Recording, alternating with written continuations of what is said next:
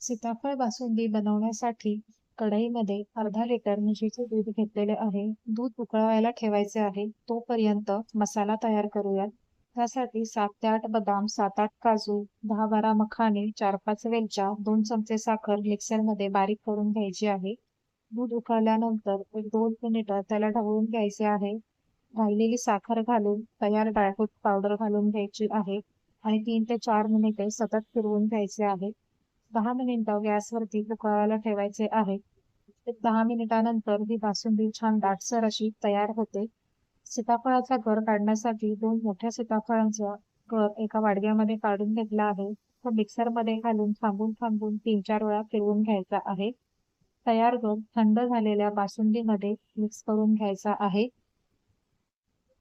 गर मिक्स झाला की बासुंदी अर्ध्या तासासाठी फ्रीजमध्ये सेट करायला ठेवायची आहे.